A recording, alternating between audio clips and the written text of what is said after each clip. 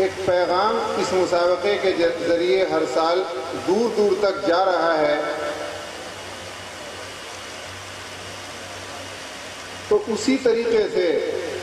میری ایک دردمندانہ اپیل اور درخواست ہے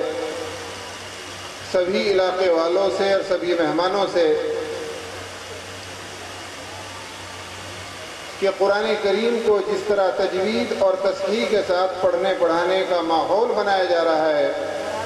اسی طرح سے قرآن کریم کو سمجھنے اور سمجھانے کا اور غور دعوت القرآن میں جیسے قرآن کریم کے الفاظ کو پڑھنا پڑھانا آئے گا، اسی طرح قرآن کریم کو سمجھنا اور سمجھانا اور اس کے اندر تدبر اور غور و فکر کرنا بھی آئے گا۔ میرے کہنے کا یہ مقصد نہیں کہ قرآن کریم کے الفاظ کو صحیح کرنا کرانا کوئی معمولی کام ہے، نہیں، ہرگز نہیں، یہ ایک بہت بڑا کام ہے، ایک مستقل کام ہے، اور جو لوگ اس پر محنت کر رہے ہیں وہ بہت بڑا کارنامہ انجام دے رہے ہیں۔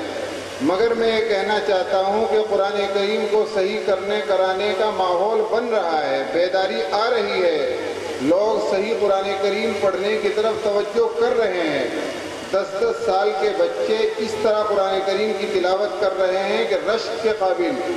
اور خود مولانا شعیب صاحب مسابقے کے ذریعے اور اپنے مدرسے کے ذریعے اس خدمت کو بہت اچھے طریقے سے انجام دے رہے ہیں۔ مگر میں یہ کہنا چاہتا ہوں کہ قرآن کریم کو صحیح سمجھنے اور سمجھانا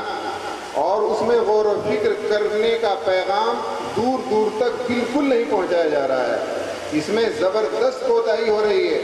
میں آپ حضرات سے کہنا چاہتا ہوں کہ قرآن کریم صرف کتاب تلاوت نہیں ہے، قرآن کریم کتاب ہدایت بھی ہے، اور جب تک قرآن کریم کو مسلمان سمجھیں گے نہیں، غور نہیں کریں گے، تدبر نہیں کریں گے، تو دل و دماغ میں کوئی تبدیلی نہیں آ سکتی اور زندگیوں میں کوئی انقلاب نہیں آ سکتا۔ میں سبھی حضرات سے اور خصوصاً مولانا شعیب صاحب سے درخواست کرتا ہوں کہ جس طرح آپ نے تصحیح اور تجوید کا ماحول بنایا ہے،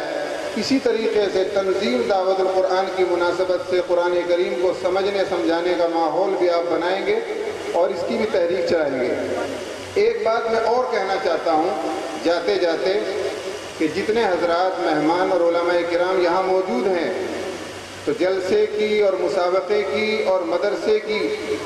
جو باتیں اور جو خوبیاں اور جو کام آپ کو پسند آئیں،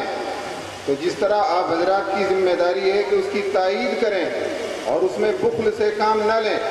اسی طرح مولانا شعیب صاحب یا قرآن کریم سے یا مدرسے سے ہمدردی کا تقاضا یہ بھی ہے کہ جو خامیاں کمزوریاں نظام میں، تعلیم میں، طریقہ کار میں محسوس ہوں، ان کو بھی ضرور آپ حضرات ذمہ داران کے سامنے رکھیں تاکہ کام مزید مضبوطی کے ساتھ آگے بڑھے۔ اللہ تعالیٰ عمل کی توفیق عطا فرمائے۔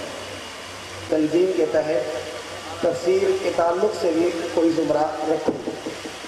لیکن یہ تنظیم دعوت القرآن سبھی کے لیے ہے۔ اگر ایک جز پر ہم عمل کر رہے ہیں